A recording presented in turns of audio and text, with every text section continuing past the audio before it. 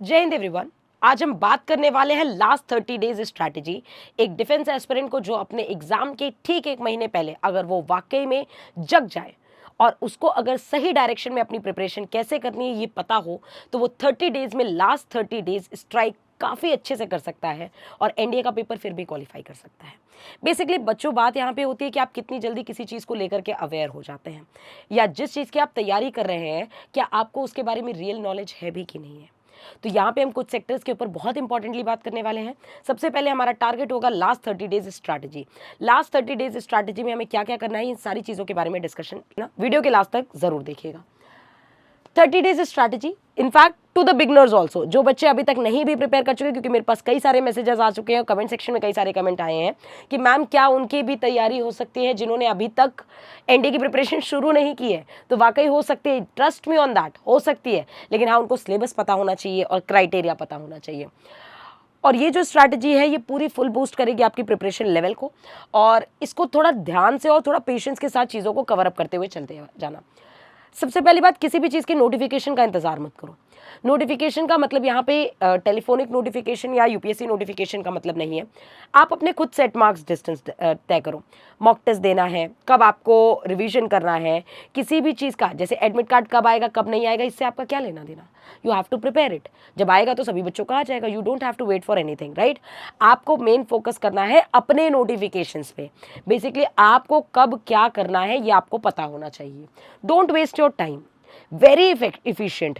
24 घंटे में 6 घंटे सोने का अगर निकाल दिया जाए, उसके बचे 18 घंटे, एक एक मिनट आप कैसे यूटिलाइज करना है आपको, ये आपको बहुत अच्छे से पता होना चाहिए। डूब जाओ पढ़ाई में एकदम। एक महीने किसी भी फालतू चीज़ों पे ध्यान मत दो, अपनी स्ट्रैटेजी को ब्रश अप करो कि आप कैसे किसी क्राइटेरिया को लेकर के चल रहे हैं। पेशेंस, कंसिस्टेंसी और डेडिकेशन, ये 3 शब्द।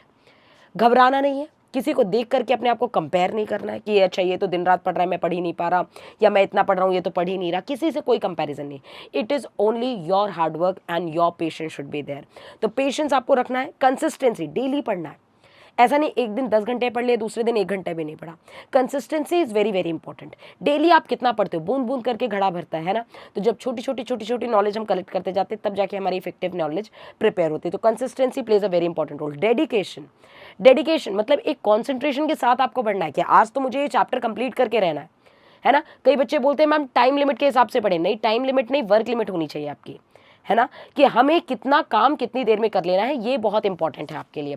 आगे की अगर हम बात करें तो सबसे पहले एग्जाम पैटर्न को अपने अंडरस्टैंड करो कि आपका एग्जाम पैटर्न है क्या, बहुत ज़्यादा इंपॉर्टेंट है।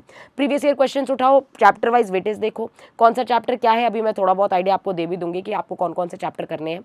तो आपकी सबसे पहली स्ट्रैटेजी ये होनी चाहिए कि कौन कौन सा चैप्टर कितना कितना आ रहा है हर एक सब्जेक्ट में। दूसरी बात, complete your syllabus on that. मतलब अभी जो 30 डेज है, आप पूरा कोर्स कंप्लीट करने के चक्कर में मत रहिए। अगर आप सोचे पूरा कंप्लीट कर लेंगे तो ये बहुत बड़ी भूल है। आप इन 30 दिनों में केवल उन सेक्शन पे काम करिए जिनका वेटेज बहुत ज़्यादा है और जहाँ से क्वेश्चन आने तय हैं, और किस वैरायटी के क्वेश्चन आने हैं ये भी आपको जानना बहुत ज़रूरी है। प्रैक्टिस देम, रिवीजन रेगुलरली, है ना। और उन्हीं तरह के क्वेश्चन पे, उन्हीं चैप्टर्स पे बार बार प्रैक्टिस भी करिए, और रिवीजन का स्लॉट आपके यहाँ ज़रूर होना चाहिए। बेसिकली आप कोई नई चीज़ पढ़े ना पढ़े, लेकिन जो पुराना आपने पढ़ लिया है उसका रिवीजन करना आपके लिए बहुत ज़रूरी है, क्योंकि जितना ज़्यादा आप रिवीजन करेंगे चीज़ों का, उतनी ही ज़्यादा तरीके से, अच्छी तरीके से आप उन चीज़ों को मजबूत कर लेंगे। नई चीज़ों को बहुत कम पढ़ने की कोशिश करना, क्योंकि नई चीज़ें आपको कन्फ्यूज़ करने लगेंगी, है ना। दूसरी इंपॉर्टेंट बात, attempt maximum mock, this is the key point. Maximum mock दीजिए, जैसे चैप्टर वाइज भी मॉक दीजिए, अब फुल लेंथ मॉक भी दीजिए। 120 सवाल आपको 2.5 घंटे में कैसे करने हैं, कैसे टाइम मैनेजमेंट होना है, ये बहुत ज़्यादा इंपॉर्टेंट है।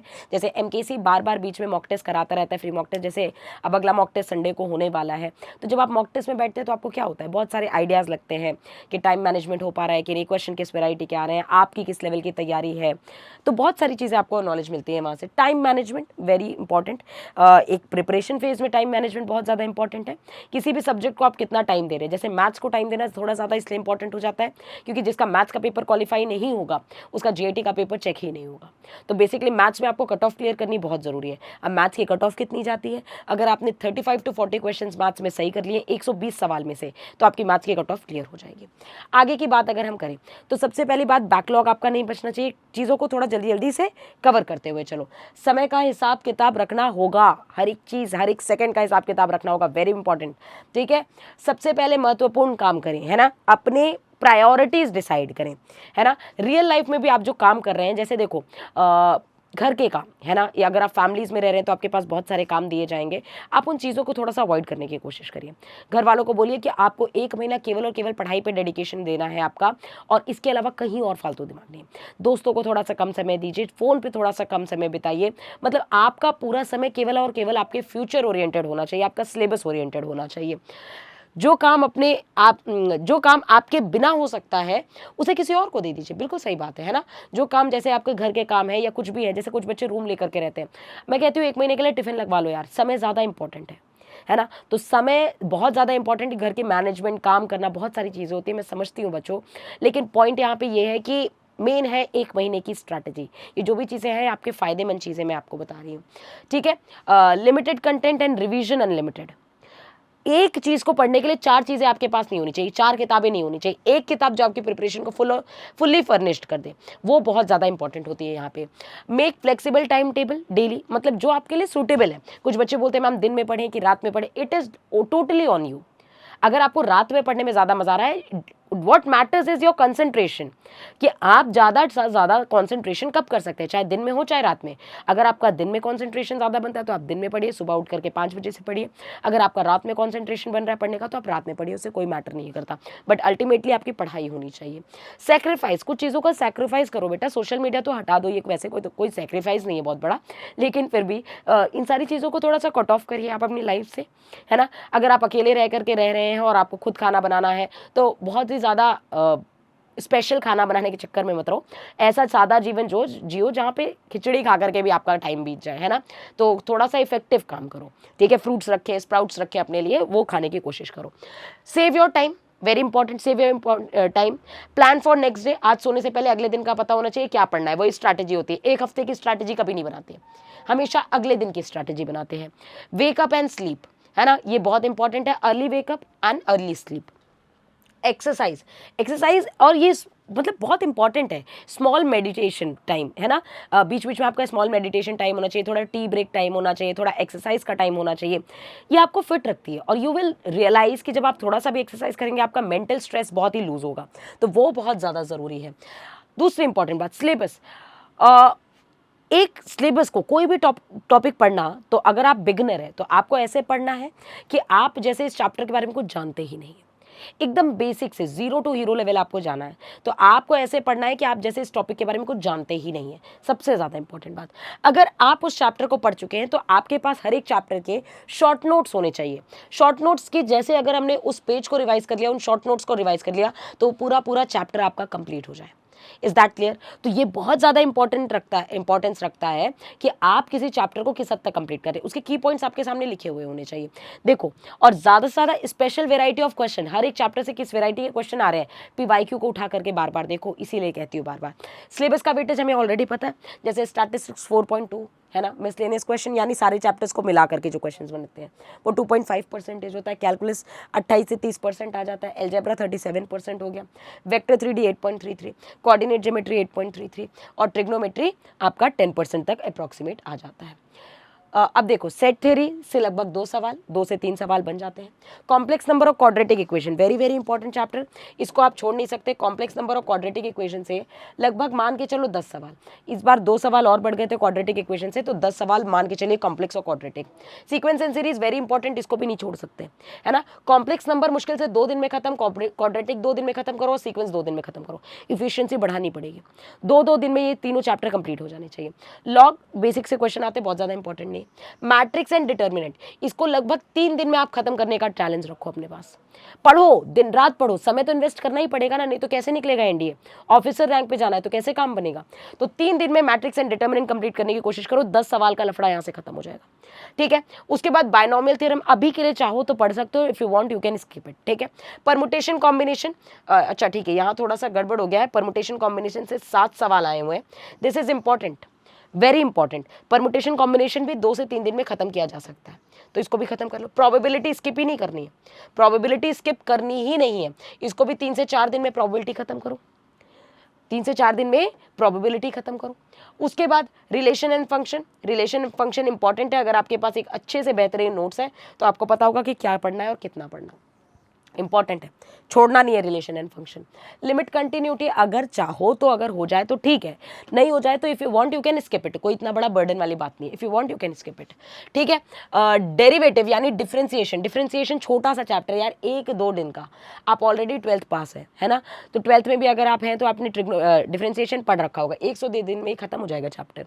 एप्लीकेशन ऑफ डेरिवेटिव, कुछ नहीं पढ़ रहे तो कम से कम ये निकालना सीख लो, मैक्सिमम मिनिमा कैसे निकालते हैं, इंक्रीजिंग एंड डिक्रीजिंग इंटरवल्स कैसे निकालते हैं, ये बेसिक से 2-4 चीज़ें तो इस चैप्टर की सीख ही लो।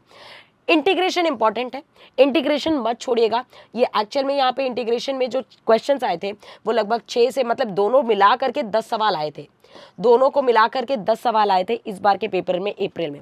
तो इंटीग्रेशन का उम्मीद है कि इस बार भी वेटेज थोड़ा हाई ही रहेगा। इंटीग्रेशन मत छोड़ के जाना बेटा, सारी चीज़ें पढ़ लेना इंटीग्रेशन की। एरिया बाउंडेड चाहो तो छोड़ सकते हो। डिफरेंशियल इक्वेशन 2-3 टाइप के question, homogeneous, variable, separable, linear differential equation और ऑर्डर और डिग्री, इन्हीं 4 से तो सवाल पूछता है, इन 4 के अलावा और कहीं सवाल ही नहीं पूछता। तो अगर ये क्राइटेरिया आपको पता है तो आप ये भी कर सकते हो। देखो, मैं आपको केवल और केवल ये बता रही हूँ कि आपका विजन खुला हुआ होना चाहिए, कि विजन आपका क्या है, क्या क्या चीज़ें आ रही हैं। और सबसे बेस्ट, अगर वाकई अगर इस बार आपको लग रहा है कि आप ये मौका छोड़ चुके हैं, वैसे तो 30 डेज़ का हमारा फिर से एक बैच लॉन्च हो रहा है, प्रैक्टिस सेशन, और दूसरी बात बेहतरीन तैयारी के साथ ये बैच चल ही रहा है। अगर आप इस तैयारी के लिए, इस सितंबर वाले अटेम्प्ट के लिए सीरियस है तो you are most welcome. 30 days में आपकी सटीक तैयारी कराई जाएगी, एकदम एग्जाम ओरिएंटेड। ठीक है, लेकिन हाँ, मेहनत बहुत ज़्यादा करनी पड़ेगी।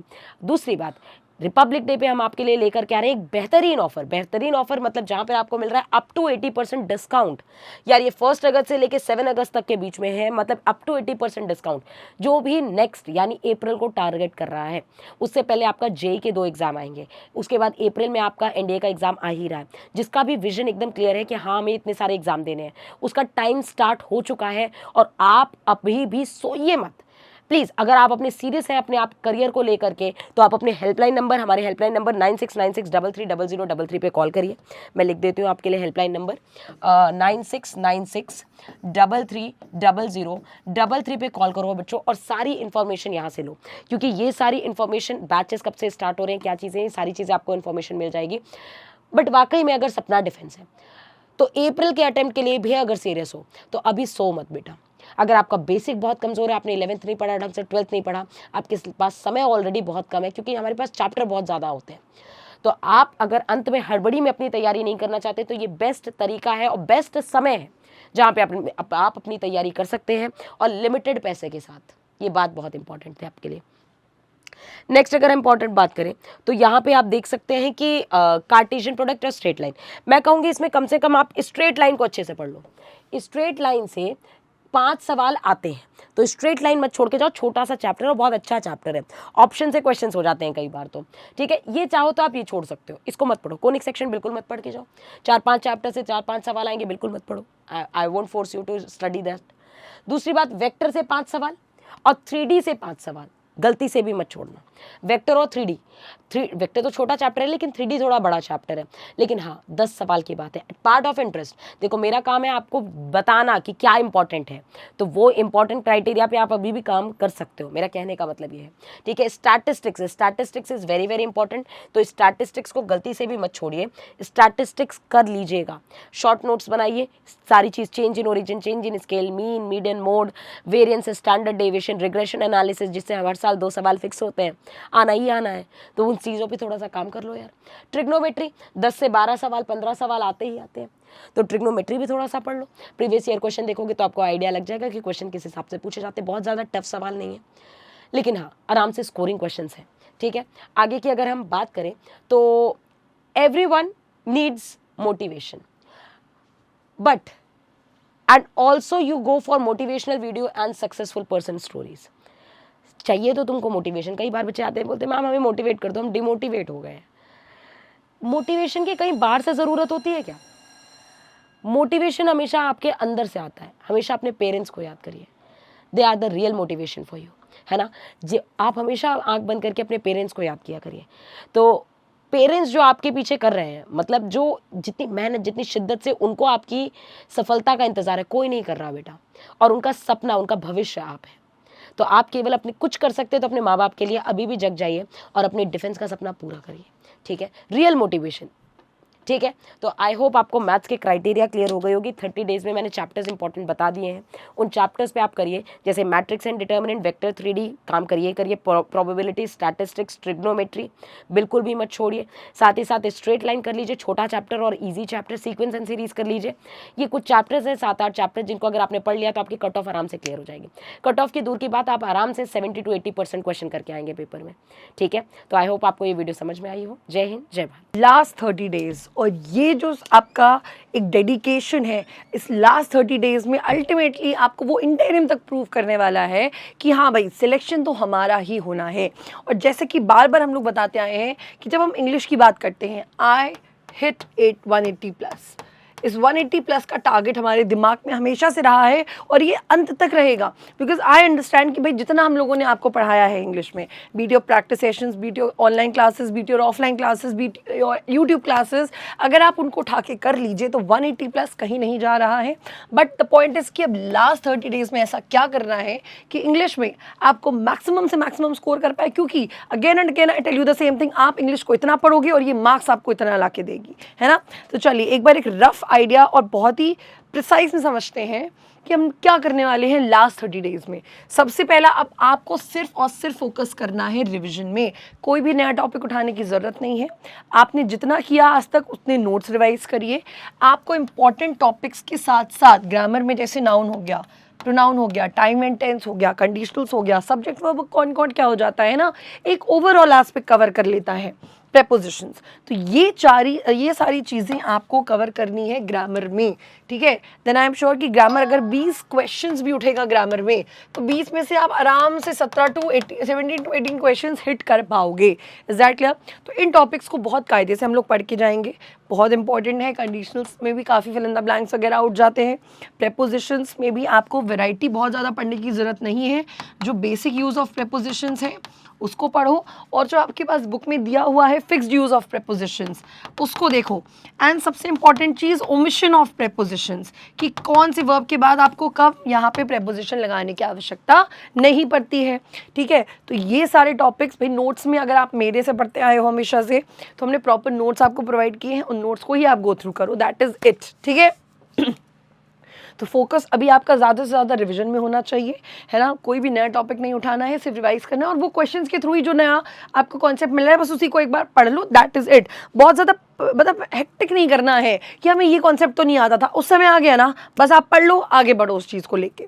तो अभी सेकेंड चीज़ आपको क्या करनी है, प्रैक्टिस मेक्स मैन्स परफेक्ट। तो अब ये जो प्रैक्टिस है आपको जो परफेक्ट बना रही है वो सिर्फ और सिर्फ होगा PYQs, practice papers, and the most important is your mock test. और मेजर कल्चर क्लासेस फिर से मॉक टेस्ट कंडक्ट कराने वाला है 4 अगस्त को, और ये all India free mock test है आपका, ठीक है। All India free mock test जो कि एक बहुत लार्ज स्केल में हो रहा है और बिल्कुल फ्री ऑफ कॉस्ट है। इसके लिए सिंपली आपको क्या करना है, रजिस्टर करना है, क्योंकि रजिस्ट्रेशन की लाइन्स आपकी ओपन है 2 अगस्त तक। आप जा सकते हैं www.majorcultureclasses.com पे, एंड प्लीज़ ये मॉक टेस्ट ही आपको एक मिरर देने वाले हैं कि आपकी प्रिपरेशन किस लेवल पे है, और अगर वो क्वेश्चंस आपको नहीं बन रहे तो प्लीज़ उनको एनालिसिस करिए, and that analysis is to be death, और वो भी हम करवाएंगे आपको। सो ये 4 अगस्त को आपको जो फ्री मॉक टेस्ट है वो प्लीज़ अपियर होना है। उसके अलावा PYQs पे आपको ध्यान देना होगा, और प्रैक्टिस पेपर्स दो, छोटे छोटे कॉन्सेप्ट्स की, जैसे वीकली प्रैक्टिस पेपर्स दे दिए, ठीक है। अब यही मंथली तो हम कह नहीं सकते, अब वीकली ही बचा है आपके पास प्रैक्टिस पेपर्स करने के लिए, तो प्लीज़ उनको ज़रूर से अटेम्प्ट करो, क्योंकि इस बार तुम जितना मॉक टेस्ट दे दोगे और जितनी एनालिसिस करोगे अपनी, यही आपका फाइनल सिलेक्शन यहाँ पे श्योर करने वाली है। तो बिना मॉक टेस्ट के हमें ज़्यादा स्ट्रगल करने की ज़रूरत है ही नहीं। उसके अलावा रिवाइज प्रीवियस वोकैबलरी में हमेशा से प्रॉब्लम रही है, बट प्लीज़ आपको नई वोकैबलरी करने की ज़रूरत नहीं है। आप अगर रीडिंग कर रहे हैं तो वेरी गुड, रीडिंग आप करते रहो। उसके अलावा जितनी भी आपकी प्रीवियस वोकैबलरी है उसको आपको रिवाइज करना है। अटेंड प्रैक्टिस सेशंस, जो प्रैक्टिस सेशंस करवाए जा रहे हैं उनको अटेंड करिए। नहीं अटेंड करते हैं, आप आउटसाइडर हैं तो आप ले सकते हैं, बट अदरवाइज फिलहाल के लिए 30 दिन के लिए है हमारे पास, तो सिर्फ प्रीवियस वोकैबलरी से ही काम चलाएं। PYQs डिफरेंट कॉम्पिटिशन्स के उठाओ जिसमें से वोकैबलरी पूछी गई है, उनको एक बार गो थ्रू कर लो, ठीक है। और लेक्सिकन जो आप कर रहे थे बहुत समय, जो हमारे बच्चे हैं वो लेक्सिकन बहुत समय से कर रहे हैं और उसको ही आपको रिवाइज करना है, क्योंकि 80 to 90% वोकैबलरी आप यहीं से हिट कर ले जाओगे। Is that clear? उसके अलावा होमोनिम्स जो एक नया सेक्शन उठा था, होमोनिम्स पे भी ध्यान देंगे। ऑल्दो ये कुछ नया नहीं है, बहुत ही सिमिलर पेयर ऑफ वर्ड्स हैं जो आपको वोकैबलरी करते करते मिल जाते हैं, लेकिन इसको भी अलग से जो शीट्स दी गई हैं, है ना, जो आपके पास अगर मटेरियल नहीं है आपको मिल जाएगा डिफरेंट कॉम्पिटिशन्स में, प्लीज़ इसको भी रिवाइज कर लीजिएगा। You never know, UPSC never has a definite pattern, right? तो आपको बहुत ही इनडेफिनेट तरीके से सोचना पड़ेगा यहाँ पे।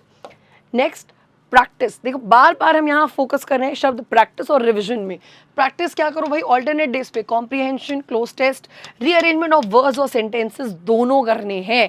जैसा कि एग्जाम से पहले हमने क्लोज टेस्ट प्रैक्टिस करवाए थे और आ भी गया था, तो दैट वाज लक।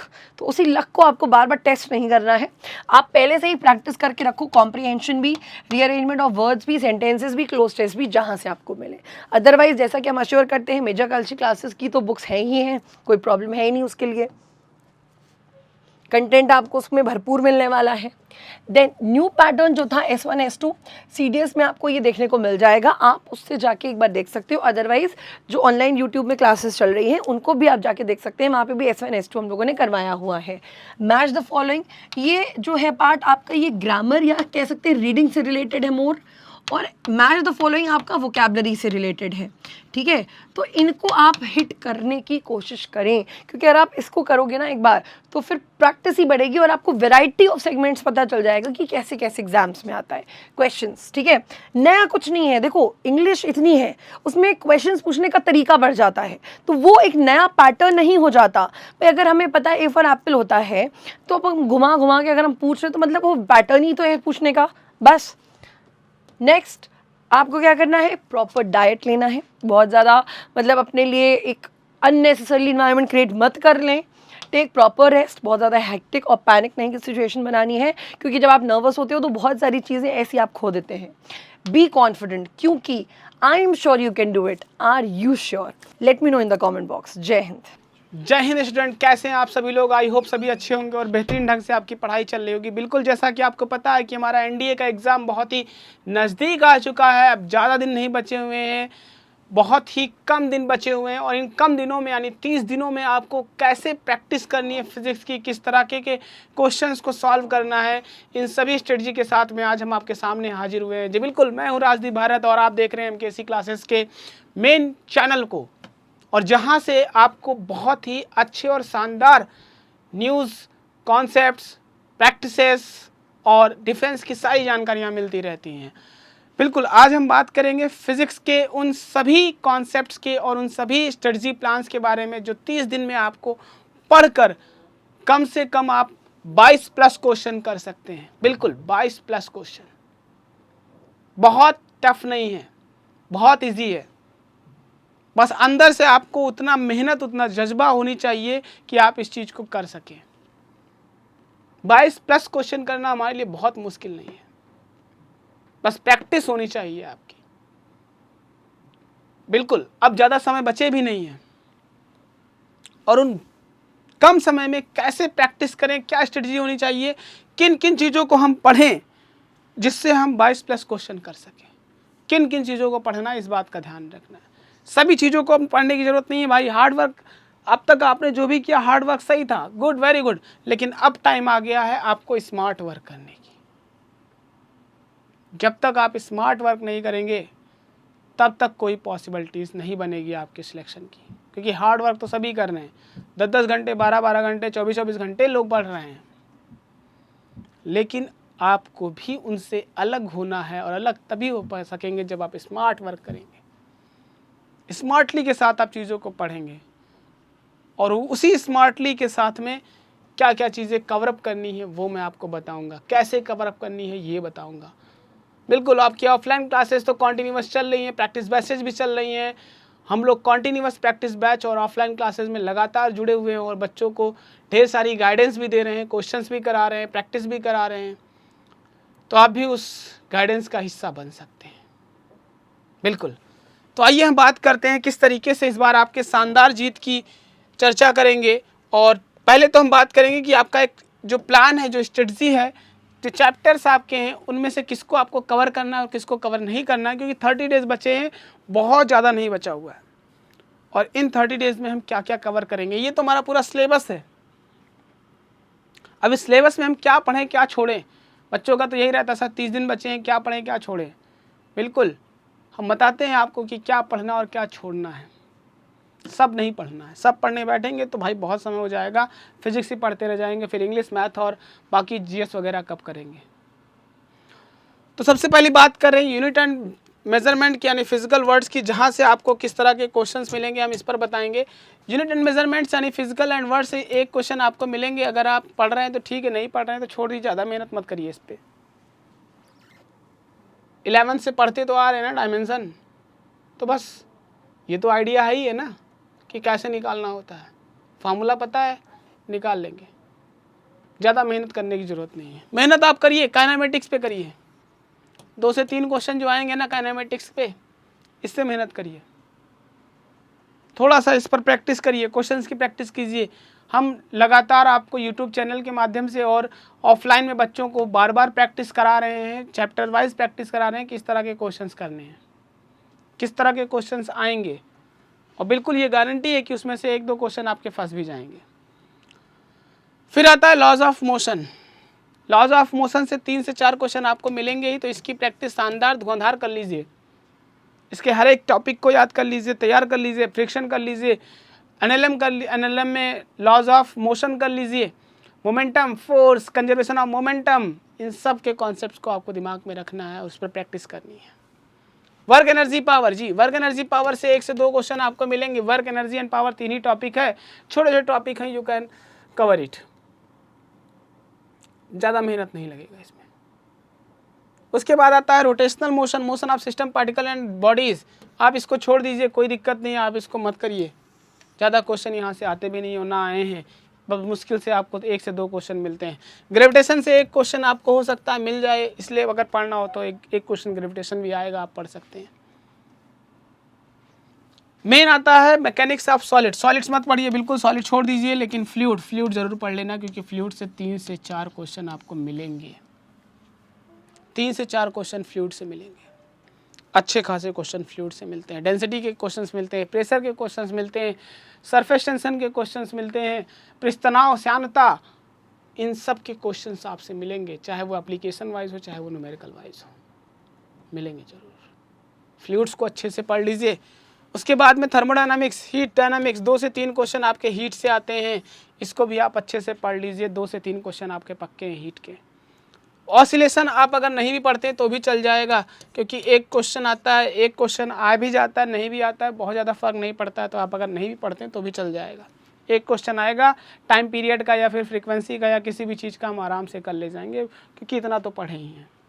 फिर साउंड एंड वेव, यहाँ से भी 2 से 3 क्वेश्चन आपको मिलते हैं। 2022 में तो यहाँ से 5 से 6 क्वेश्चन आ चुके थे 22 में, तो यानी कि ये वाला चैप्टर्स हमारे लिए काफ़ी इंपॉर्टेंट है। Wave, sound and wave, reflection of sound, ध्वनि, पिच, तारत्व, क्वालिटी, ये सब चीज़ें हमें पढ़नी है इस चैप्टर से।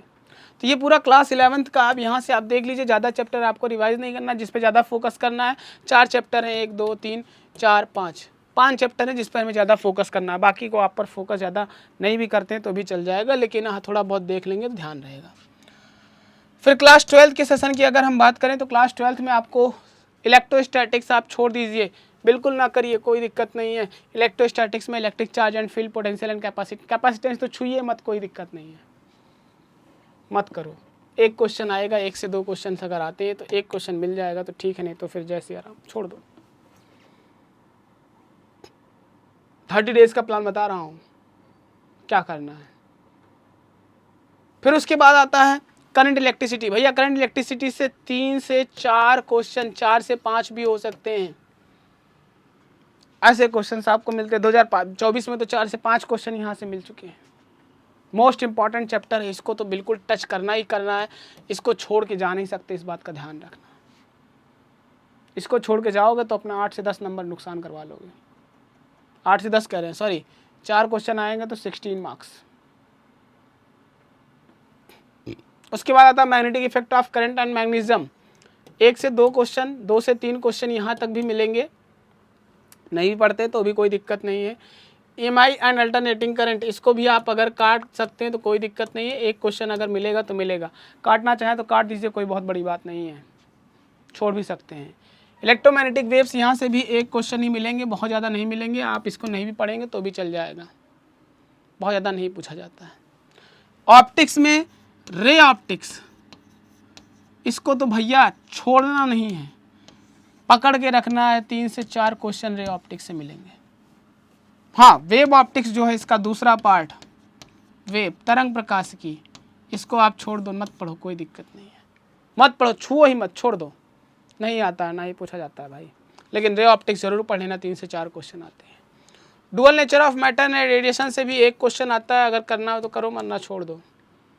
एटम एंड न्यूक्लियाई से भी एक क्वेश्चन, आपको 1 से 2 क्वेश्चन मिलेंगे, अगर करना हो तो करो, नहीं तो छोड़ दो, कोई दिक्कत नहीं, बहुत ज़्यादा दिमाग नहीं लगाना। 1 से 2 क्वेश्चन आपसे मिलेंगे, और वो भी कभी कभी आते हैं, कभी कभी नहीं आते हैं। Semi of conductor end devices से एक क्वेश्चन, 1 से 2 क्वेश्चन इसमें भी रहते हैं। एक क्वेश्चन ज़्यादातर रहता है, दो जल्दी नहीं मिलता है, 1 से 2 क्वेश्चन मिलेंगे। थोड़ा सा देख लो, खाली डायोड वगैरह देख लो, रेक्टिफायर वगैरह देख लो, बस बात खत्म। तो क्लास 12 के इतने टॉपिक्स हैं जिसको हमें कवर अप करना। ज़्यादा ध्यान हमें किस पे देना है, करंट इलेक्ट्रिसिटी पे और ऑप्टिक्स, रे ऑप्टिक्स पे और मैग्नेटिज्म पे। बाकी आप थोड़ा थोड़ा देख के आप छोड़ सकते हैं, लेकिन इतने टॉपिक्स आपको क्लियर करने, वो भी अच्छे से। अगर टॉपिक क्लियर नहीं होगा तो आपके लिए प्रॉब्लम होगी, आप क्वेश्चंस नहीं कर पाएंगे, क्वेश्चंस के टैकल नहीं कर पाएंगे, किस तरह के क्वेश्चंस आएंगे ये आपसे नहीं हो पाएगा, और ये सबसे बड़ी बात होगी फिर आपके लिए। तो जो स्ट्रेटजी है, स्ट्रेटजी को फॉलो करना पड़ेगा। और बहुत टफ नहीं आते हैं क्वेश्चंस, बहुत इजी आते हैं। बस पिछली 23 से और 24 से थोड़ा सा उसने पैटर्न को चेंज किया है, थोड़े बहुत टफ क्वेश्चंस डाले और थोड़े बहुत क्या 4 से 5 क्वेश्चंस टफ डाला उसने। टफ क्या, थोड़ा सा नीट लेवल, जेई लेवल को टच कर दिया है, और लेवल भी बहुत ज़्यादा टच नहीं किया, थोड़ा सा। उसके पहले तो इतने इजी थे, हलवा होता था पेपर फिजिक्स का। तो खाली अगर आप इतनी स्ट्रेटजी को फॉलो कर लेते हैं तो आराम से आप अच्छे खासे क्वेश्चंस को कवर अप कर पाएंगे। 22+ क्वेश्चन कर ले जाएंगे।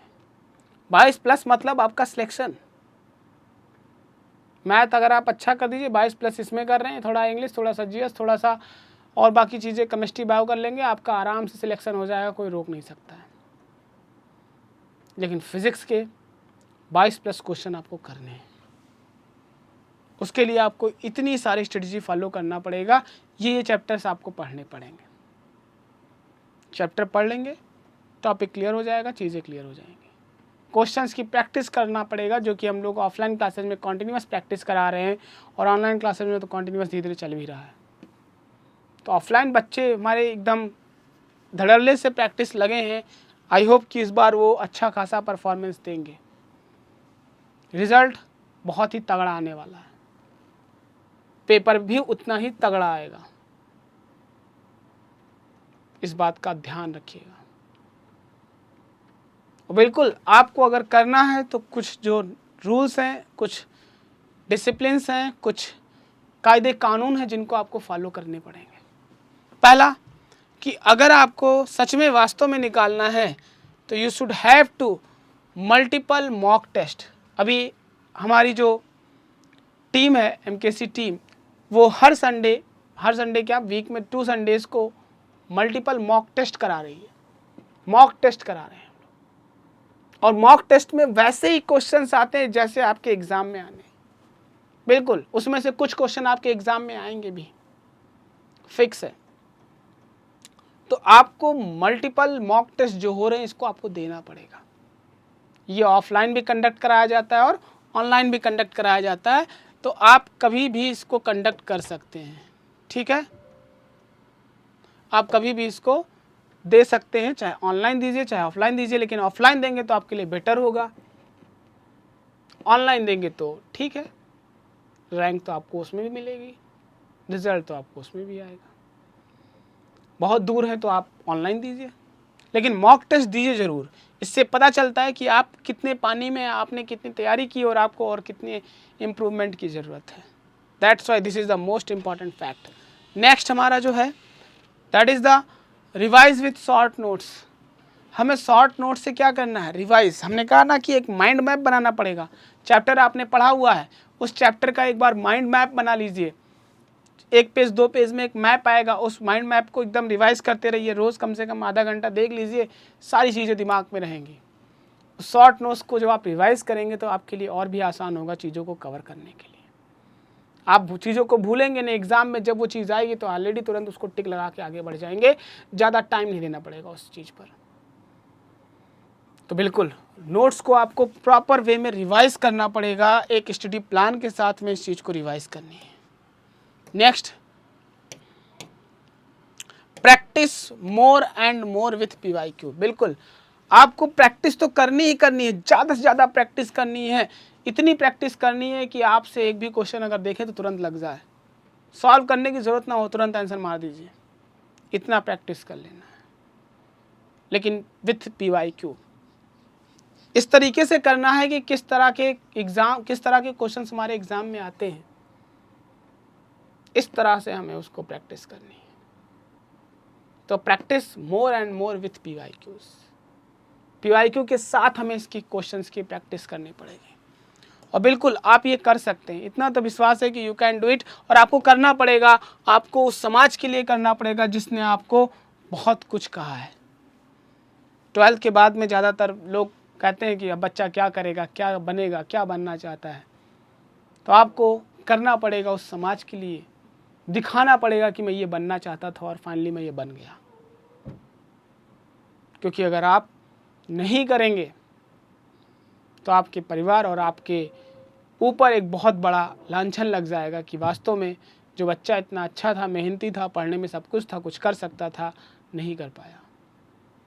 बहुत मेहनत करने की ज़रूरत नहीं, थोड़ा सा मेहनत कर देंगे आप आराम से कर सकते हैं। आपको करना पड़ेगा उस समाज के लिए जिसने बहुत कुछ कहा है, और आपको करना पड़ेगा खुद के लिए, खुद के लिए भी करना पड़ेगा, इस वर्दी के लिए करना पड़ेगा जिस वर्दी को आप देख रहे हैं, इस वर्दी को हासिल करने के लिए, ताकि ये वर्दी आपके कंधों पर हो, ये सितारे आपके कंधे पर हों। और जब ये सितारे, ये वर्दी आपके कंधे पर होगी तो आप खुद को एक गर्व की तरह महसूस करेंगे, आपका पूरा परिवार आप पर गर्व करेगा। तो आपको खुद के लिए भी करना, अपने परिवार के लिए करना, अपने समाज के लिए करना, और यू कैन डू इट, आप कर सकते हैं। तो बिल्कुल अभी से लग जाइए, जुट जाइए, बहुत समय नहीं है, 30 दिन मिनिमम, मैक्सिमम से मैक्सिमम 30 दिन बचे हुए हैं। और इन 30 दिनों में एकदम जम के तैयारी कर लीजिए, एकदम फोड़ दीजिए एग्ज़ाम को, इस तरीके से क्रैक कर लीजिए कि हाँ, जैसे ही क्वेश्चन पेपर आए हम तुरंत आसानी से सारे क्वेश्चंस कर लें। उसके लिए मैंने बताया practice more and more with PYQs, revised notes, proper study plan and smart work. इन सब चीज़ों का ध्यान रखिए और MKC के साथ में बने रहिए, क्योंकि MKC आपको वो बेहतरीन गाइडेंस देगा जिससे आप अपने सफलता को हासिल कर पाएंगे। तो बिल्कुल बने रहिए MKC के साथ में, जल्दी से जल्दी बच्चे आ जाएं, ऑफलाइन क्लासेस में भी अपने आप को इनरोल कर लें, ताकि आगे आने वाले फ्यूचर में उनको ज़्यादा दिक्कत ना पड़े और वो आसानी से चीज़ों को कवर अप कर सकें। हमारी ऑफलाइन क्लासेस ऑलरेडी चल रही है, न्यू ऑफलाइन बैचेस भी स्टार्ट हो रही हैं, ऑनलाइन बैचेस भी स्टार्ट हो रही हैं। You can enrol in this. और इस बार आप सभी को बेहतर करना है, एक अच्छा रिजल्ट देना है। इसी के होप के साथ, इसी की आशाओं के साथ आप सभी को ऑल द बेस्ट। मिलते हैं अगली वीडियो में, तब तक के लिए थैंक यू। जय हिंद, जय भारत। हेलो दोस्तों, जय हिंद। मैं लेके आया हूँ आपके लिए लास्ट 30 डेज की स्ट्रेटजी, जिसमें हम बात करेंगे कुछ ऐसे मुद्दों पर जिनसे आपका पाला पड़ता तो है, लेकिन आप इनको दूर करके हट जाते हो, आप इन्हें छोड़ देते हो या इन्हें करना ही नहीं चाहते हो। दोस्तों, हम बात करेंगे एक ऐसे मुद्दे पर जिसमें आप लोग क्वेश्चन करने से बचते हो, ठीक है। या तो आप सोचते हो कि अगर इसको छोड़ देंगे तो भी हमारा सिलेक्शन हो जाएगा, तो इस बार आपको ऐसा बिल्कुल नहीं करना है दोस्तों। गेट वाले सेक्शन में अगर आप चाहें तो अच्छी खासी स्कोरिंग कर सकते हैं। ये आपके लिए एक बूस्टर का काम कर सकता है, ठीक है ना। देखो बेटा यहाँ पे जो है, यहाँ पे आपके बायोलॉजी में, केमिस्ट्री में, फिजिक्स में और अदर जो जनरल स्टडी के सब्जेक्ट हैं बेटा उसमें क्वेश्चंस आते हैं। और इसमें आपके जो क्वेश्चंस होते हैं बेटा वो 10th लेवल के होते हैं, ठीक है ना। वो आपके होते हैं 10th स्टैंडर्ड के, ओके।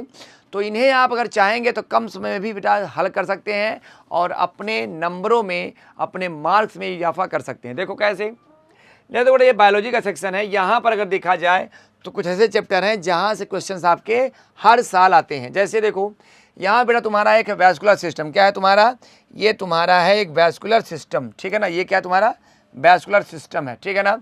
रेस्पिरेटरी सिस्टम है, रिप्रोडक्टिव सिस्टम है और ह्यूमन डिजीज़ है बेटा। और तुम्हारा क्या है, प्लांट फिजियोलॉजी और बेटा नर्वस सिस्टम और स्केलेटन सिस्टम, ध्यान रखो, ठीक है। और बेटा बैलेंस डाइट। तो इन क्वेश्चंस को अगर आप थोड़ा सा देख लेंगे, आपकी जो 10th लेवल की बुक होगी साइंस की, अगर आप उसको देख लेंगे तो आपके क्वेश्चन यहाँ पे अच्छे खासे हो जाएंगे, ठीक है। और देख लो यहाँ पर, देखो अब अगर बात करें बेटा केमिस्ट्री की, अगर बात करें केमिस्ट्री की तो यहाँ पर जो आपका सेक्शन होगा वो बेटा एटॉमिक स्ट्रक्चर है, ठीक है ना। एसिड बेस एंड सॉल्ट है। पीरियोडिक टेबल से क्वेश्चंस आते हैं बेटा कि बाएं से दाएं जाने पर क्या होता है और ऊपर से नीचे जाने पर क्या होता है, कौन सी प्रॉपर्टीज घटती हैं, कौन सी प्रॉपर्टी बढ़ती हैं। आपके केमिकल बॉन्ड है, ऑक्सीडेशन रिडक्शन है बेटा, कार्बन और स्केलोट्रॉप्स हैं और बेटा आपका है ग्लास और सीमेंट। तो ये सब कुछ आपके कुछ जनरल टॉपिक केमिस्ट्री में जहाँ से क्वेश्चन आते हैं, ओके। आगे देख लो बेटा, देखो ये आपका रहा फिजिक्स। तो अगर बात करें फिजिक्स की बेटा तो यहाँ पे आपको बेटा लॉ ऑफ मोशन हुआ, ठीक है ना, लॉ ऑफ मोशन हुआ आपका, और थर्मोडायनेमिक्स, हीट आपकी, और आपका optics, sound wave, electrostatic, current and resistance, okay. और बाकी ये आपका जो है इलेक्ट्रोमैग्नेटिक रेडिएशन जो है, और आपका सेमीकंडक्टर। तो यहाँ पे कुछ ऐसे टॉपिक्स हैं जिन पे आप कमांड कर सकते हो इस कम समय में भी, ओके। तो बेटा कहने का मतलब ये है कि बायोलॉजी, फिजिक्स, केमिस्ट्री तीनों आपके ऐसे टॉपिक हैं, अगर आप 10th लेवल की बुक उठाएंगे बेटा 10th स्टैंडर्ड की, तो वहाँ पे आप अच्छा खासा क्वेश्चंस कर सकते हैं और इन प्रश्नों को भी आप करके अपने नंबर्स में इजाफा कर सकते हैं, ओके। देखो और करना क्या आपको बेटा, इन 30 दिनों में आपको ज़्यादा से ज़्यादा मॉक टेस्ट देने हैं। MKC आपके लिए मॉक टेस्ट कंडक्ट करा रहा है, तो आपको ऑफलाइन और ऑनलाइन इन टेस्ट को देना है जरूर, इनको आप स्किप नहीं करिएगा। फिर क्या है, अधिक से अधिक PYQ जो है बेटा टेस्ट दीजिए, अधिक से अधिक PYQ करने की कोशिश कीजिए। जितने भी प्रीवियस ईयर क्वेश्चन हैं उन सभी को आप करने की कोशिश कीजिए, ताकि आपके प्रश्नों के जो प्रश्न हैं आपके, आप वो हल कर सकें और उनके नेचर को समझ सकें, ठीक है, ओके बेटा।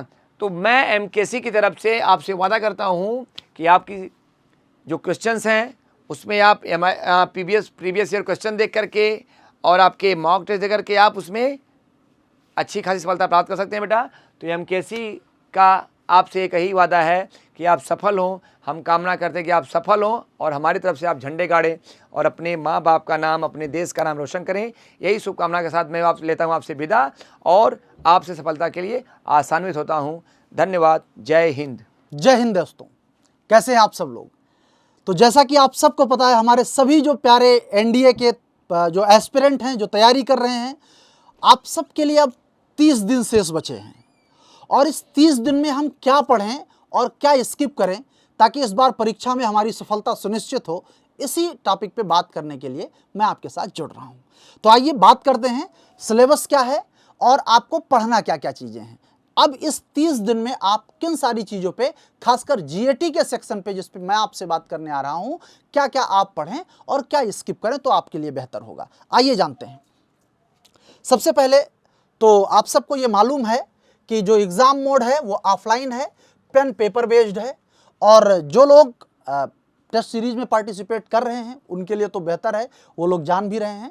आप सबको मालूम है ऑफलाइन मोड में एग्ज़ाम है और एग्ज़ाम मीडियम इंग्लिश और हिंदी दोनों में होता है। मतलब पेपर जो आपको मिलेगा अंग्रेजी में भी मिलेगा और हिंदी में भी मिलेगा। क्वेश्चन पेपर टाइप जो है वो ऑब्जेक्टिव टाइप MCQ होते हैं, मल्टीपल क्वेश्चन होते हैं। तो आपको कई जो है विकल्प, 4 विकल्प दिए रहेंगे एक प्रश्न पे और उससे आपको उत्तर करना होता है। टोटल नंबर ऑफ पेपर 2 होते हैं, एक मैथ का पेपर होता है, दूसरा GAT का पेपर होता है, ठीक है। तो ये तो आपका एग्ज़ाम का जो है कैसे वो एग्ज़ाम लेता है और क्या क्या चीज़ें होती हैं इसमें, इसके बारे में जानकारी हो गई। अब हम बात करेंगे किसके बारे में, तो आप देखोगे कि जो हमारा एग्ज़ाम है इसमें विशेष रूप से जो मैथमेटिक्स का पेपर है ये 2 आवर एंड 30 मिनट का होता है, 2 घंटे 30 मिनट का, और इसमें टोटल नंबर ऑफ क्वेश्चन है 120 और मैक्सिमम मार्क होता है इसका 300। फिर जो जनरल एबिलिटी टेस्ट होता है जिसको हम लोग जीएटी कहते हैं, ये भी 2 आवर एंड 30 मिनट का पेपर होता है। इसमें 50 क्वेश्चन आपके इंग्लिश के होते हैं 200 मार्क के, और 100 क्वेश्चन जीएटी के होते हैं जो 400 मार्क के होते हैं, ठीक है। और टोटल 5 घंटे का टाइम आपको इसके लिए दिया जाता है, ठीक है। टोटल नंबर ऑफ क्वेश्चन आपके 270 बनते हैं और 900 आपका जो है ये मैक्सिमम मार्क बनता है, पूरा पूर्णांक बनता है। तो अब इसके लिए हमें क्या करना चाहिए, क्या क्या चीज़ें पढ़नी चाहिए, क्या चीज़ें स्किप करनी चाहिए, उस पे हम लोग बात कर रहे हैं। पार्ट ए में आपका जो इंग्लिश है, पार्ट बी में आपका जनरल अवेयरनेस है। जनरल अवेयरनेस में आपका क्या क्या चीज़ें आएंगी, जो इसमें फिजिक्स से क्वेश्चन होते हैं आपसे, हिस्ट्री से क्वेश्चन होते हैं, ज्योग्राफी से होते हैं, केमिस्ट्री से होते हैं, साइंस से होते हैं और करंट अफेयर्स से होते हैं या करंट इवेंट्स जिनको आप कहते हैं, ठीक। और इसका जो वेटेज है वो आप समझते ही हैं, 200 नंबर इंग्लिश का और 400 नंबर जीएटी का, ठीक। तो इसके लिए हमें क्या स्ट्रेटजी अपनानी चाहिए उस पर हम लोग बात करेंगे। अब देखो, हम लोग बात कर रहे हैं इस समय जीएस के सेक्शन की, कि जीएस में हमें क्या पढ़ना चाहिए। इंडस वैली सिविलाइजेशन अच्छा चैप्टर है, यहाँ से हर साल एक क्वेश्चन आपसे मिलता है, तो इस पे आपको फोकस करना है। मतलब जिस पे मैं टिक पर लगा रहा हूँ उसको आपको समझ लो पढ़ना है और बाकी को स्किप कर देना है, ठीक है। वैदिक कल्चर आपको पढ़ने की ज़रूरत नहीं है, ठीक है। सेकंड अर्बनाइजेशन भी आपको पढ़ने की ज़रूरत नहीं है, ठीक। मौर्यन एम्पायर आपको पढ़ने की ज़रूरत है, यहाँ से क्वेश्चन आपसे पूछे जाएंगे, ठीक। जहाँ तक मौर्योत्तर काल की बात करें तो अब आप बहुत सारी डायनेस्टी हैं, इसमें सब इतने कम टाइम में आप कर नहीं पाएंगे, तो मौर्योत्तर काल आप स्किप कर सकते हैं, ठीक है, इसको आप स्किप कर सकते हैं। साथ ही बात करें गुप्त एम्पायर एंड लेटर गुप्त पीरियड, तो गुप्त एम्पायर पे आपको फोकस कर लेना है क्योंकि यहां से आपको एक क्वेश्चन देखने को मिल जाएगा, ठीक है। लेटर गुप्त पीरियड आप छोड़ सकते हैं। Major ruling dynasty of south India, दक्षिण भारत के कुछ महत्वपूर्ण राजवंशों में अगर बात किया जाए तो बहुत सारे हैं उसमें, जैसे चोल है, चालुक्य है, ठीक है। फिर इसी में आपका आ जाएगा साउथ इंडिया, हालांकि वो मिडवल का टाइम है। विजयनगर एम्पायर से एक क्वेश्चन आपका बनेगा, तो विजयनगर एम्पायर पे आप फोकस करेंगे, हालांकि वो मिडवल का पार्ट होगा, ये अभी एंशिएंट का पार्ट है, ठीक। फिर बात किया जाए आपसे तो दिल्ली सुल्तनत जो है, जो दिल्ली सल्तनत है, इसका एडमिनिस्ट्रेशन, सोसाइटी एंड कल्चर मत पढ़ो अभी, क्योंकि ये जो 30 दिन का टाइम है उसमें आपको बहुत परेशान होने की ज़रूरत नहीं है। कुछ क्रोनोलॉजी अगर देख पाना तो देख लेना कि जैसे कौन से शासक किस डायनेस्टी में हुए, उनके टाइम पीरियड क्या रहे, कुछ वहाँ से क्वेश्चन। विजयनगर और बहमनी एम्पायर आप पढ़ लो, एक क्वेश्चन यहाँ से सॉलिड है, आता ही आता है, ठीक है।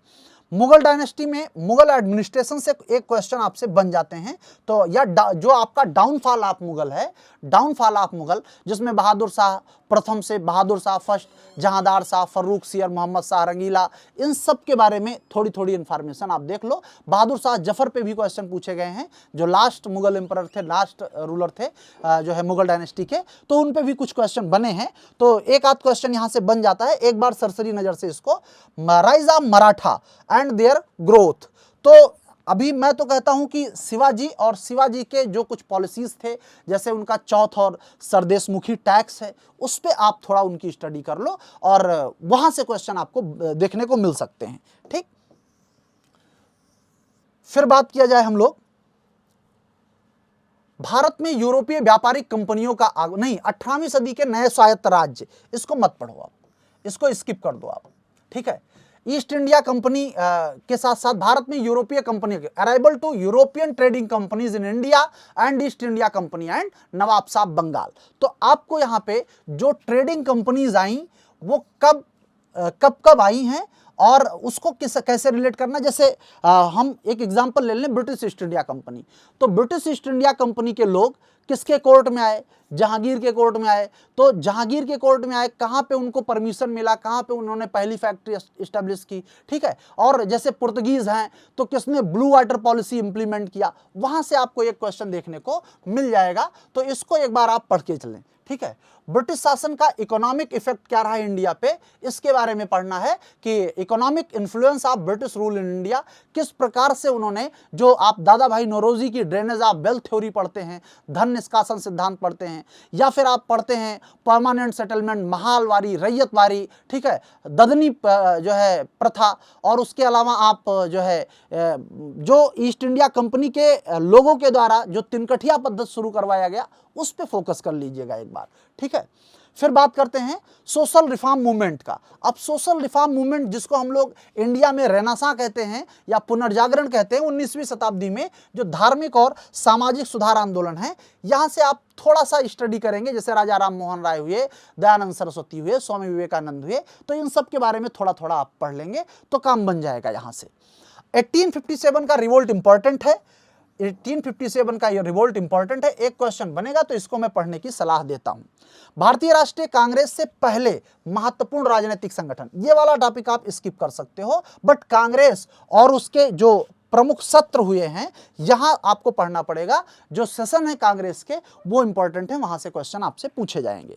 फिर भारतीय स्वतंत्रता संग्राम। अब इंडियन फ्रीडम मूवमेंट की बात करें साहब, तो इंडियन फ्रीडम मूवमेंट, इसको आप जो है 3 पार्ट में डिवाइड करके पढ़ना, जैसे कांग्रेस के एस्टेब्लिशमेंट से लेकर के और आप 1905 बंगाल डिवीजन तक, यहां तक का जो लिबरल एरा है, इसके बारे में थोड़ा पढ़ लेना। क्या क्या काम हुए, कांग्रेस की मीटिंग में क्या डिमांड की गई, क्या पूरा हुआ नहीं हुआ, उस पर थोड़ा क्वेश्चन बन सकता है। फिर आप देखोगे हिस्ट्री में कि 1905 से 1919 तक एक जो है एक्सट्रीमिस्ट एज रहता है, उग्रवादियों का दौर रहता है, तो उसके बारे में आपको फोकस करना है। फिर हम बात करें 1919 टू 1947 टिल इंडिपेंडेंस, आपको गांधी जी का वर्चस्व देखने को मिलेगा, और गांधी जी के मूवमेंट से क्वेश्चन बनता ही बनता है, तो ये चीजें आपको पढ़नी है। तो इंडियन फ्रीडम मूवमेंट जो है या इंडियन फ्रीडम स्ट्रगल जो है, इसको पढ़ना ही पढ़ना है, बहुत इंपॉर्टेंट है। सबसे ज्यादा इंपॉर्टेंट तो यही है, मतलब अगर मैं कुछ कहूं कि अगर सबसे ज्यादा किसी पे फोकस करना है तो आपको इंडियन फ्रीडम स्ट्रगल पे ही फोकस करना है। और फिर मॉडर्न वर्ल्ड हिस्ट्री आपको पढ़नी है। मॉडर्न वर्ल्ड हिस्ट्री में French revolution, American revolution, Russian revolution, ठीक है, और जो ब्लड वाली रक्तहीन क्रांति है उसके बारे में थोड़ा पढ़ना है, ब्रिटेन वाली, ठीक है, यूरोप में रेनेसां के बारे में थोड़ा पढ़ लेना है, तो ये आपका काम बन जाएगा। एक क्वेश्चन यहाँ से आपको देखने को मिलेगा। मैं कह रहा हूँ अगर पहली बार पढ़ना है तो इस टॉपिक को आप स्किप करना मत पढ़ना, अगर पहली बार आप पढ़ रहे हैं, ठीक है। अदरवाइज आप जो है इंडियन फ्रीडम मूवमेंट जो है इस पे खूब ज़्यादा फोकस करें, यहाँ से आपको कई क्वेश्चन देखने को मिलेंगे, ठीक। फिर हम बात कर रहे हैं, इसके अलावा हम लोग बात करेंगे किस पे, तो आप देखोगे कि फिर हमारा जो नेक्स्ट टॉपिक होगा वो क्या होगा, तो आप देखोगे इंडियन कॉन्स्टिट्यूशन। अब इंडियन कॉन्स्टिट्यूशन पढ़ा आपने, और प्रियम्बल से कुछ क्वेश्चन आपको देखने को मिलते हैं। जैसे प्रियम्बल से जो क्वेश्चन बनता है भैया, वो इस तरह से बनता है कि जो हमारी प्रस्तावना है, प्रस्तावना के क्या क्या उद्देश्य हैं, प्रस्तावना से कौन कौन से क्वेश्चन निकल सकते हैं, कितने प्रकार की स्वतंत्रता की बात की गई है, तो ये सारे टाइप के क्वेश्चन आपसे पूछे जाते हैं। तो एक बार प्रियम्बल को ढंग से 1-2 बार पढ़ लेंगे तो जो यहाँ से क्वेश्चन बनेंगे वो आपको हो जाएगा। फिर the union and it's territory की बात करें, संघ और उसके राज्य क्षेत्र की, तो जो आर्टिकल 1 to 4 है उसमें इसका एक्सप्लेनेशन है। आर्टिकल 1 to 4 एक बार सरसरी नज़र से देखें, कैसे नए राज्यों का फॉर्मेशन होता है, कैसे उनको हटाया जा सकता है, क्या क्या बातें होती हैं। फंडामेंटल राइट, ये इंपॉर्टेंट सेशन है, इंपॉर्टेंट सेक्शन है आपका फंडामेंटल राइट, इस पे आपको फोकस करना है। आर्टिकल 12 टू आर्टिकल 35 आपको इसके बारे में देखने को मिलेगा, ठीक है। फिर हम बात करें directive principle of state policy and fundamental duty पे। फंडामेंटल यहाँ पे डीपीएसपी पे आप थोड़ा ज़्यादा फोकस कीजिएगा, डीपीएसपी से आपसे क्वेश्चन बनते हैं। जैसे जो आपका आर्टिकल है कि आर्टिकल 42, ठीक है, कि किसमें जो है जो महिलाएं हैं उनको प्रसूति के संदर्भ में सहायता दी गई है, तो ऐसे क्वेश्चन पूछ लेते हैं। या एनवायरमेंट प्रोटेक्शन के बारे में किसमें कहा गया है, बात समझ पाए, या 0 से 6 ईयर के एजुकेशन के बारे में किसमें कहा गया है, या जो आपके पशुओं के सुधार के बारे में, या आपसे क्वेश्चन बन जाता है कि जो मद्य निषेध है या जो मादक पदार्थों का प्रोविजन है वो किस आर्टिकल में कहा गया है, या उसके क्या रीजन है, उस पर आपसे थोड़ा क्वेश्चन बनता है, तो इस पॉइंट को आप थोड़ा सा देख लेंगे, ठीक। फिर यूनियन गवर्नमेंट, ये इंपॉर्टेंट है आपसे, यूनियन गवर्नमेंट इंपॉर्टेंट है, इसमें प्रेसिडेंट है, वाइस प्रेसिडेंट है, ठीक है, और जो काउंसिल ऑफ मिनिस्टर्स हैं या आपके जो लोकसभा है, राज्यसभा है, उनके संदर्भ में क्वेश्चन आपसे पूछे जाते हैं। ठीक है, state government in comparison to central government ये थोड़ा कम है, तो आप इसको स्किप कर सकते हैं, क्योंकि जो कुछ चीज़ें सेंट्रल गवर्नमेंट के संदर्भ में हूबहू लागू हो जाती हैं स्टेट गवर्नमेंट के संदर्भ में, तो आपको बहुत ज़्यादा इस पर परेशान होने की जरूरत नहीं है। जुडिशरी आप थोड़ा एक बार देख लेना, क्योंकि इंडिया में कोई ऐसा फेडरल सिस्टम नहीं है जुडिशरी का, यूनिटरी सिस्टम है। सबसे ऊपर सुप्रीम कोर्ट, फिर उससे नीचे हर राज्यों में हाई कोर्ट, और फिर आपके डिस्ट्रिक्ट कोर्ट हैं, और डिस्ट्रिक्ट कोर्ट के अंतर्गत फिर आप बहुत सारे डिवीजन देखने को पाओगे। तो उसका एक बार स्ट्रक्चर आप देख लेना, कुछ क्वेश्चन आपसे यहां से बन जाते हैं। बात समझ पाए? फिर बात करें major commissions and council special provision for the reserve category, ये इंपॉर्टेंट सेक्शन है, यहां से आपसे क्वेश्चन पूछे जाते हैं, तो इस पे थोड़ा आप ध्यान दे लेना। खासकर जो ट्राइब्स लोग हैं, या इसको ऐसे रिलेट करके पढ़ना, शेड्यूल 5 एंड शेड्यूल 6 से रिलेट करके पढ़ना। इस समय चर्चा में भी रहा है, क्योंकि आपने देखा लद्दाख को शेड्यूल 6 में जो है ऐड करने की मांग चलती रही। सोनम वांगचुक ने बड़ा ज़्यादा प्रोटेस्ट भी किया। ठीक है, फिर आपने जो है नॉर्थ ईस्ट में कुछ इस तरह से मूवमेंट देखने को आपने पाया है, तो वो करंट इश्यूज है, और उससे रिलेट करके आप इसको पढ़ेंगे तो आपको ज्यादा बेहतर समझ में आएगा।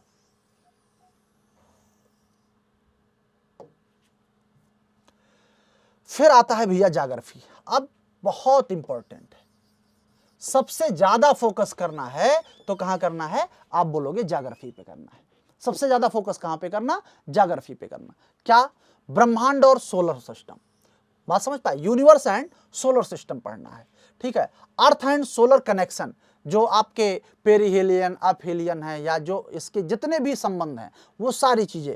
Origin of earth and its internal structure, like as आपने क्रस्ट मेंटल कोर के रूप में अर्थ को डिवाइड किया, तो क्रस्ट क्या क्या जो है, ये सियाल है, मेंटल क्या है, ये सीमा है। ठीक है, और कोर क्या है, तो ये निफे है। तो इसके बारे में आपको थोड़ा थोड़ा पढ़ लेना है, यहां से क्वेश्चन। या फिर जो डिसकंटिन्यूटी पाई जाती है, डिसकंटिन्यूटी पे भी क्वेश्चन पूछे जाते हैं आपसे, तो डिसकंटिन्यूटी या असंबद्धता जिसको कहते हैं, उस पे भी आपको फोकस करना है।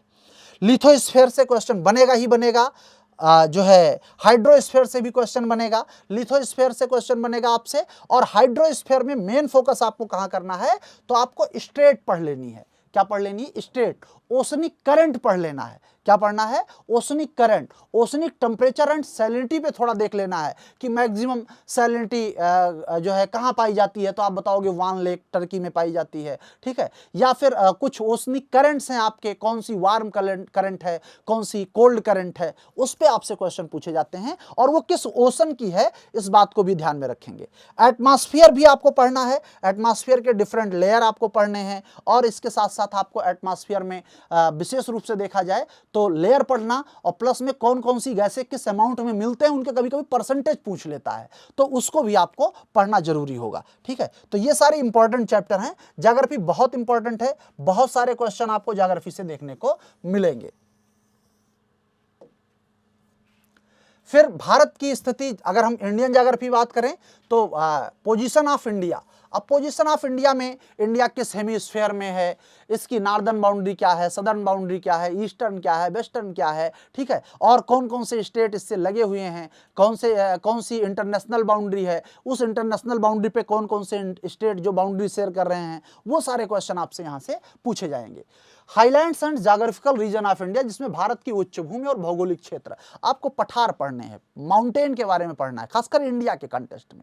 ठीक है, फिर बात करें रिवर्स ऑफ इंडिया, भारत की कौन कौन सी नदियां, गंगा का ओरिजिन कहां से होता है, उसकी मेजर लेफ्ट हैंड ट्रिब्यूटरी कौन कौन सी हैं, राइट हैंड ट्रिब्यूटरी कौन कौन सी हैं। ऐसे आपको यमुना को पढ़ना है, ऐसे आपको इंडस को पढ़ना है, ऐसे आपको ब्रह्मपुत्रा को पढ़ना है। ठीक है, फिर साउथ इंडिया की कुछ रिवर्स हैं, जैसे गोदावरी हुआ, कृष्णा हुआ, कावेरी हुआ, वो उनका ओरिजिन कहां गिरती हैं, डेल्टा बनाती है या एस्चुरी बनाती हैं, और उनकी मेजर ट्रिब्यूटरी। रिवर जब पढ़ेंगे तो इतनी बात ध्यान में रखेंगे। ठीक, लैक्स ऑफ इंडिया, भारत में जो है सबसे बड़ी लैक कौन सी है, चिल्का। सर्वाधिक सैलाइन लैक कौन है, सबसे ज्यादा लवड़ीय झील कौन है, तो आप बताओगे सांभर। सबसे बड़ी फ्रेश वाटर लैक कौन सी है, आप बताओगे कौन सी, सबसे बड़ी फ्रेश वाटर लेक आपकी कौन सी है, तो आप बताओगे वुलर लेक है। ठीक है, अगर नॉर्थ ईस्ट की पूछा जाए सबसे बड़ी फ्रेश वाटर लेक, तो आप क्या बताओगे, आप बताओगे लोकटक लेक है। तो ऐसे आपसे क्वेश्चन इसमें पूछा जाएगा, और ये क्वेश्चन आपको ध्यान, बहुत इजी होता है। ठीक, क्लाइमेट ऑफ इंडिया, भारत की जलवायु, भारत की जलवायु मानसूनी टाइप जलवायु है। मानसून में दो मानसून कंडीशन, एक तो आपका जो आपका नॉर्थ ईस्ट वाला कंडीशन है, दूसरा साउथ वेस्ट वाला है। इन दोनों पे आपको फोकस करने की जरूरत है। सॉइल ऑफ इंडिया, एक क्वेश्चन आपको देखने को मिलेगा। 8 टाइप हैं, 8 प्रकार हैं, उनकी क्वालिटी, उनकी प्रॉपर्टी पे आपको बात कर लेना है, थोड़ा थोड़ा उसको पढ़ लेना है। कौन से सॉइल में उसकी क्या स्पेशलाइजेशन, जैसे कपास का प्रोडक्शन कौन करती है, तो आप बताओगे ब्लैक सॉइल करती है। ब्लैक सॉइल का और क्या निक नेम है, तो आप बताओगे रेगुर सॉइल भी कहते हैं इसको, कपासी मिट्टी भी कहते हैं। तो ऐसे सारे क्वेश्चन आप थोड़ा ध्यान में दे लेना। भारत में वन्य जीव, एक क्वेश्चन आपको बनेगा, वन्य जीव का आप इसमें पढ़ोगे क्या। देखो, जो करंट के आपके कोई नेशनल पार्क है बना है, या फिर टाइगर रिजर्व बने हैं, या फिर आपको पढ़ना है जो बहुत सारे रामसर साइट बने हुए हैं, तो वो करंट वाला आप पढ़ लेना। हमें लगता है ज़्यादा क्वेश्चन यहाँ पे करंट बेस होगा। ठीक है, बाकी जो है एक बार कितने नेशनल पार्क हैं, कितने टाइगर रिजर्व हैं, ये सारी चीज़ें आप देख लें, या जो बहुत फेमस हैं तो उनके बारे में आपको ध्यान देना पड़ेगा। ठीक, भारत में कृषि, एग्रीकल्चर इन इंडिया, अब कृषि में आप विशेष रूप से जो एग्रीकल्चर में जो रेवोल्यूशन है, जैसे कि श्वेत क्रांति है, आपको दुग्ध के क्षेत्र से दिखने को मिलेगी, और भी बहुत सारे जो कृषि से धूसर क्रांति है, भूरी क्रांति है, तो वो सारी ब्राउन रेवोल्यूशन जिसको आप कहते हैं, रेड रेवोल्यूशन जिसको कहते हैं, तो वो सारी चीजें आपको यहाँ पे पढ़नी पड़ेंगी। ठीक है, फिर बात किया जाए अगर, तो आप देखने को, अच्छा ये तो क्वेश्चन के कुछ वो रहे जब से जिस बार जितने क्वेश्चन पूछे गए हैं, जैसे वेजिटेशन ऑफ इंडिया, भारत की वनस्पति से एक क्वेश्चन बन ही जाता है। इरिगेशन एंड मिनरल से एक क्वेश्चन बन ही जाता है। देखो 2024 एनडीए फर्स्ट में भी क्वेश्चन बने हैं। ठीक, और आपसे ट्रांसपोर्टेशन से भी एक क्वेश्चन पूछा गया है। ठीक है, ट्राइब से क्वेश्चन नहीं बन रहे हैं तो आप इस समय पढ़ने की जरूरत नहीं है। ठीक है, इंडियन इकोनॉमी की बात करें तो एक दो क्वेश्चन वहां से बनते हैं, खासकर इसमें आप इंडियन इकोनॉमी की जब बात करेंगे तो आपको फोकस करना है 5th ईयर प्लान पे। किस पे फोकस करना है, 5th ईयर प्लान पे, पंचवर्षीय योजनाओं पे फोकस करना है आपको, कि 5th ईयर प्लान हमको कैसे पढ़ना है, क्या क्या पढ़ना है। ठीक है, तो ये तो आपके पूरे जो सेक्शंस रहे जीएस के, जिसमें हिस्ट्री, ज्योग्राफी, पॉलिटी और इकोनॉमी पे हम लोगों ने बात किया, इसको आप इन 30 डेज में आप रिवीजन कर लें। और रिवीजन के लिए आपको बेहतर समय 30 दिन का है, और 30 दिन में मैं समझता हूं कि आप इसको अच्छे से हैंडल कर पाएंगे। फिर हम बात करेंगे आप करंट सेक्शन का, करंट अफेयर में क्या क्या पढ़ें, क्योंकि लड़कों की ये बड़ी असहज स्थिति रहती है कि करंट हम क्या पढ़ें क्या छोड़ें। तो बस सिंपल सा है, आपको कुछ नेशनल इश्यूज हैं उनके बारे में पढ़ने हैं, राष्ट्रीय मुद्दे, इंटरनेशनल इश्यूज पे आपको फोकस करना है। और सबसे ज्यादा अगर इनमें से आपको फोकस करना है तो आप साइंस एंड टेक्नोलॉजी वाले इशू पे, मुद्दा पे आप बात करेंगे, और डिफेंस वाले पे। ठीक है, फिर अब बजट आ चुका है, बजट आ चुका है भैया, तो आपको क्या करना है, आपको एक बार बजट को पढ़ लेना है, एक बार बजट को पढ़ के जाना है कि सबसे ज्यादा कहां से पैसा आया। ठीक है, सबसे ज्यादा पैसा गया कहां सरकार का, सरकार ने कोई नई योजना, कोई प्लान चलाया है, तो उस पर आपसे क्वेश्चन बन सकते हैं। फिर एनवायरमेंटल इश्यूज अगर हैं कुछ इस तरह से आपको मिल जाए 2-3 महीने 4 महीने के करंट में, तो उसको आप जरूर देख लें। और रिपोर्ट एंड रैंकिंग बहुत इंपॉर्टेंट, जैसे इकोनॉमिक्स में कभी कभी क्वेश्चन रिपोर्ट एंड रैंकिंग से ही आ जाता है, बात समझ पाए, जैसे यूएनडीपी के बारे में पूछ लिया कि कौन सा इंडेक्स जारी करता है। ठीक, तो उस तरह से जो उसके हालिया रिपोर्ट हैं, खुशहाली सूचकांक है, या फिर आपका बहुत सारे जो है रैंकिंग दिए जाते हैं, भ्रष्टाचार में क्या है, क्लाइमेट में कौन सा पोजीशन है, क्लाइमेट चेंज में क्या पोजीशन है इंडिया का, तो ये सारे क्वेश्चन आपसे यहाँ से बनते हैं। फिर मिसलेनियस है, जिसमें कोई करंट की बुक हो, आपसे किसी ने बुक लिखा हो, फेमस बुक हो, उसके बारे में थोड़ा जो है, कोई ऑपरेशन, कोई कमिटीज फॉर्म हुई हो, या फिर जो आपके कोई एवेटरी या अपॉइंटमेंट्स हो first in the world and the India, कोई ऐसा व्यक्ति हो, प्लेसेस इन न्यूज़, जो कोई स्थान, जैसे एक अभी बहुत चर्चा में रहा कुछ दिन पहले अरल सी, तो अरल सी के बारे में आप थोड़ा देख लेना। ठीक है, अरल सी के बारे में देख लेना कि वो अरल सी क्या हो गया है, सूख गया है। तो उसके सूखने का कारण क्या है, उसका इम्पैक्ट क्या है आसपास के क्षेत्रों में, मुझे लगता है कि वहाँ से क्वेश्चन उठा सकता है।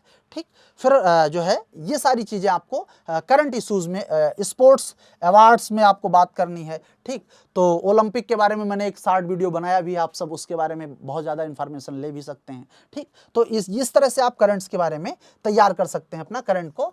तो इसी पॉइंट पे आपको फोकस करना है, जिससे आपके करंट अफेयर्स बिल्कुल क्लियर हो जाएंगे। अब ये प्रिपरेशन स्ट्रेटजी फॉर 30 डेज था। 30 दिन में आपको मात्र इन्हीं सेक्शंस पे, जितने पे मैंने बताया है, जहां पे आपको फोकस करने के लिए बताया है, वहीं पे आपको फोकस करना है। और मैं आशा करता हूं कि आप ऐसा अगर अपनी स्ट्रेटजी को फॉलो करेंगे तो आपके पास भी इसी तरह की वर्दी होगी और इसी जो है भाव में आप मुझसे मिलेंगे। जोरदार वार्म वेलकम हम आपका करेंगे। तो इसको आप जरूर अपनाएं और बहुत सारी चीज़ें जो आपको इस समय नहीं करनी है, उनको स्किप करनी है, वो आप स्किप भी करें। साथ ही साथ मैं आपको बताना चाहूँगा कि एनडीए के लिए हमारा संस्थान प्रतिबद्ध है ही, और आप सबको इस समय महाबचत ऑफर दिया जा रहा है, 50% डिस्काउंट दिया जा रहा है, और ये बात आपको ऑफलाइन कोर्स पे दी जा रही है। ठीक है, जो हमारे साथी हैं, जो हमारे तैयारी करने वाले जो छात्र हैं, अगर वो लोग ऑफलाइन बैच से जुड़ना चाह रहे हैं हमारे संस्थान से, तो वो दिए गए नंबर पे कांटेक्ट कर सकते हैं। और एडमिशन ओपन हो चुका है, तो आप जल्दी से जल्दी बिना देर करते हुए, क्योंकि अगला आपका फिर से एनडीए 2025 बिल्कुल लगा हुआ है। 24 का तो एग्जाम होने जा रहा है, 25 में हम क्या कुछ ऐसा करें कि हम भी एक सफल छात्र के रूप में सामने रहें। तो इसके लिए संस्थान आपके साथ बिल्कुल खड़ा हुआ है। एनडीए एग्जाम ऑफलाइन कोर्स के बारे में ये आपकी इन्फॉर्मेशन है। ज़्यादा जानकारी के लिए आप नंबर्स पे, दिए गए नंबर्स पे कांटेक्ट कर सकते हैं और आप जो है अपना एडमिशन ले सकते हैं। ठीक है,